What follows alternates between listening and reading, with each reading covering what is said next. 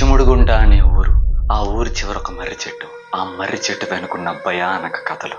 ఆ మర్రి చెట్టు రాత్రులు ఎవరినో పిలుస్తుంది, అరుస్తుంది, ఎంతో ఘోరంగా రోధిస్తూ ఉంటుంది.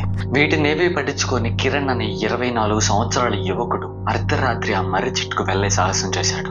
ఆ మర్రి చెట్టు వల్లే తన జీవితం చిక్కుల్లో పడబోతుందని ఆ క్షణం తనకి తెలియదు. ఆ చెట్టు దగ్గరికి వెళ్ళగానే ఎవరో మూలుగుతున్న శబ్దం కిరణ్కి వినిపించింది.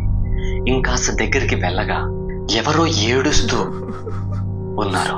ఆ మూలుగు సన్నని ఏడుపుగా మారింది.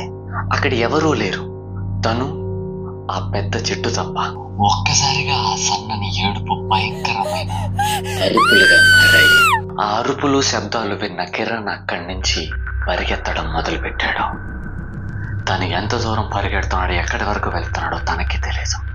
కళ్ళు తెరిచి చూసేసరికి తన ఊరు నడుబొడ్డులో ఉన్నాడు. తన చుట్టూ జనాలు. వాళ్ళందరి దగ్గర నుంచి ఏవో సన్నని గుసగుసలు. ఆ చెట్టు దగ్గరికి వెళ్ళినట్టున్నాడు, అందుకే ఇలా పడిపోయినాడు. ఆ చెట్టు ఎంత పనిచేసింది? ఏది ఏమైనా ఆ చెట్టు అలా ఎందుకు అరుస్తుందో, ఎందుకు అలా భయంకరంగా రోధిస్తుందో అనేది ఇప్పటికీ ఎవరికి తెలియని ఒక మిస్టరీగానే మిగిలిపోయింది.